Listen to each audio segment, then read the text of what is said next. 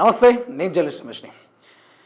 ముఖ్యమంత్రి రేవంత్ రెడ్డి గారు తెలంగాణ రాష్ట్ర ప్రజల సమస్యలు వదిలేసి 6 గ్యారెంటీలు గాలికే వదిలేసి అసలు తెలంగాణకు సంబంధం లేకుండా చంద్రబాబు నాయుడే ప్రధాన లక్ష్యంగా జెండా ఎత్తుకొని మరి తిరుగుతున్న రేవంత్ రెడ్డి మాట్లాడితే బీఆర్ఎస్ పార్టీని టార్గెట్ చేసుకుంటూ అసలు తెలంగాణ రాష్ట్రంలో ఏ సమస్యలు లేనట్టు ఏమైనా కావాలంటే డైవర్షన్ చేసుకుంటూ రేవంత్ రెడ్డి ఏమో బీఆర్ఎస్ పార్టీ గద్దెను కూలగొట్టాలి, బీఆర్ఎస్ పార్టీని కింది నుంచి లేకుండా చేయాలి, మొదలు లేకుండా చేయాలి, బీఆర్ఎస్ పార్టీని ఖతం చేయాలనుకుంటూ కంకణం కట్టుకొని సిట్ కమిషన్ కానీ లేకుంటే విచారణ పేరుతోటి కాళేశ్వరం కమిషన్ పేరుతోటి ఫోన్ ట్యాపింగ్ కేసుతోటి అదేవిధంగా ఈ కార్ రేస్ అనే పేరుతోటి నానా రకాలుగా ఒక్కొక్క టైంలో కాంగ్రెస్ పార్టీ బీఆర్ఎస్ పార్టీని వేధించుకుంటూ వస్తుంటే నువ్వు ఎంత బలంగా అయితే మమ్మల్ని ఒత్తుదామని చూస్తున్నావో అంత బలంగా మేము తిరిగి కొడతాం అనుకుంటారు. బీఆర్ఎస్ పార్టీ తనదైన శైలిలో సమాధానం ఇచ్చుకుంటూ వచ్చింది.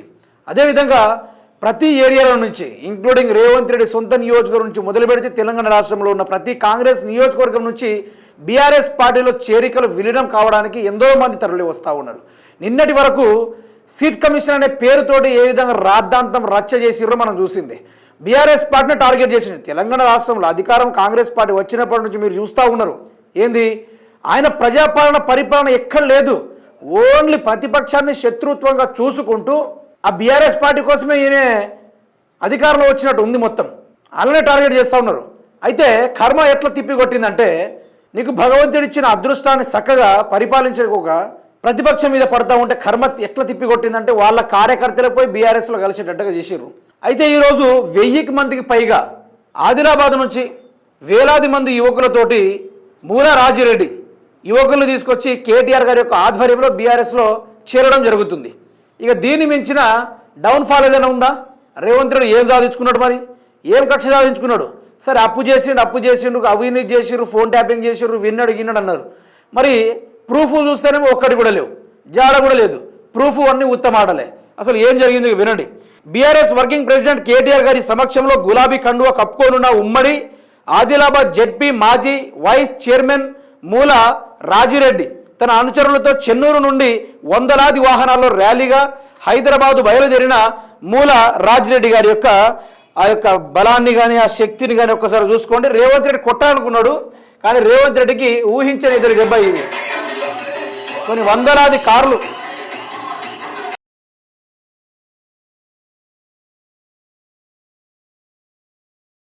ఇక చూడండి. రేవంత్ రెడ్డి మాట్లాడిన మాటలకి ఒక కాంగ్రెస్ కార్యకర్తలే ఆగలేకపోతుర్రు, కాంగ్రెస్ పార్టీలో ఉన్న కాంగ్రెస్ వాళ్ళు ఆగలేకపోతుర్రు.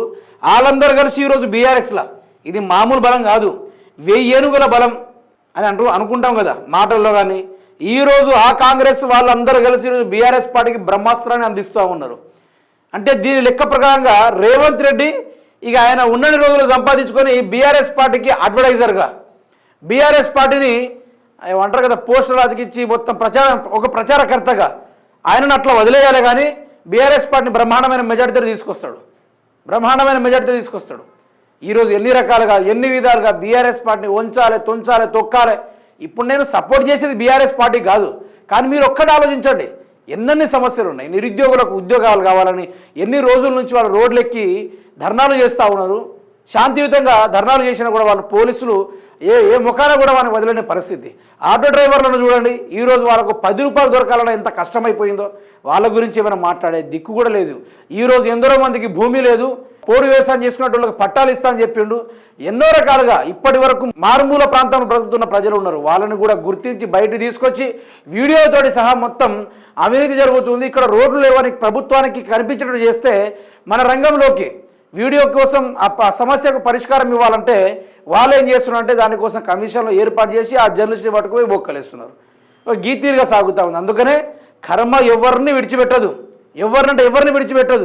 ఈరోజు రేవంత్ రెడ్డి నాకు పవర్ ఉంది, తాకత్తు ఉంది, దమ్ము ఉంది, అధికారం ఉంది, సిట్ కమిషన్ ఉంది, స్టేట్ విజిలెన్స్ ఉంది, అన్ని రకాలుగా ఉన్నాయి. ఏ విధంగానైనా కాలయాపన చేసుకుంటూ సాగుతున్నాడు. కానీ ఇదే విధంగా కాలయాపన సాగితే కాంగ్రెస్ పార్టీలో ఉన్న ప్రతి ఒక్క ఇంక్లూడింగ్ రేవంత్ రెడ్డి రైట్ హ్యాండ్తో సహా ప్రతి ఒక్కరు అసంతృప్తితో ఉన్నారు. ఈరోజు వాళ్ళతో కొనసాగాలని ఏ ఒక్కరు కూడా ఆకాంక్షలు కానీ ఎవరి దగ్గర లేదు. ఈరోజు ఎన్ని రకాలుగా వేధించే కార్యక్రమాలు చూసినా నిన్న హరీష్ రావు గారి యొక్క బలాన్ని మీరు అందరూ చూసిందే. నిన్న మొత్తం వారు వన్ సైడ్ అన్నట్టుగా హైదరాబాద్ కానీ సోషల్ మీడియా కానీ మొత్తం ఓన్లీ జామ్ అయిందంటే హరీష్ రావు గారి యొక్క మాటలు, కేటీఆర్ గారి యొక్క మాటలు, బీఆర్ఎస్ పార్టీ యొక్క బలం ప్రదర్శన మొత్తం నిన్న చూసాం మనం. కానీ ఈరోజు కర్మ అనేది బీఆర్ఎస్ పార్టీకి మరింత బలాన్ని చేకూర్చింది. రేవంత్ రెడ్డికి ఎడమ చేతుడు మొహం మీద కొట్టినట్టుగా ఈరోజు కర్మ సమాధానం చెప్పింది, బాధ్యతగా చెప్పింది.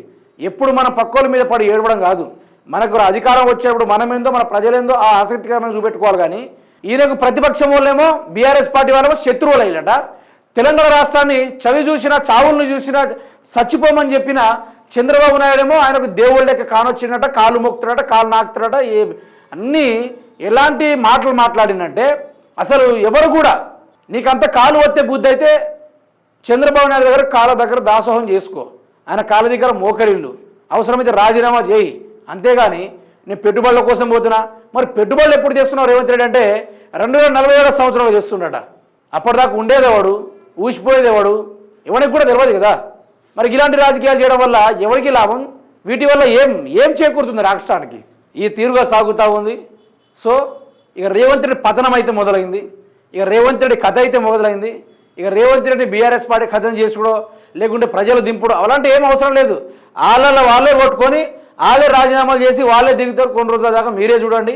అప్పటిదాకా ఎందుకు సీనియర్ నాయకులు ఉన్నారు కదా పార్టీలో, కాంగ్రెస్ పార్టీ, ఆ కాంగ్రెస్ పార్టీలో ఉన్న సీనియర్ నాయకులు అందరూ కలిసి రేవంత్ రెడ్డి తన్ని ధర్మకుండా చూడండి.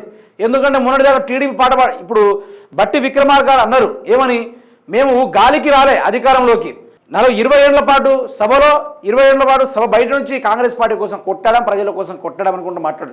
మరి గాలికి వచ్చినోడే కూడా ఇక్కడ ప్రజలందరికీ తెలుసు.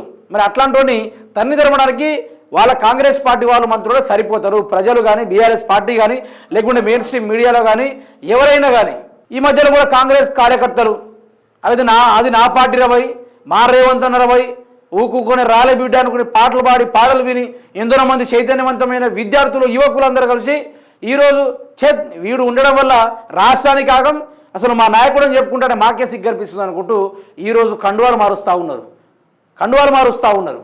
ఇది రేవంత్ రెడ్డి యొక్క హాలత్, ఇది రేవంత్ రెడ్డి యొక్క ఓకాత్.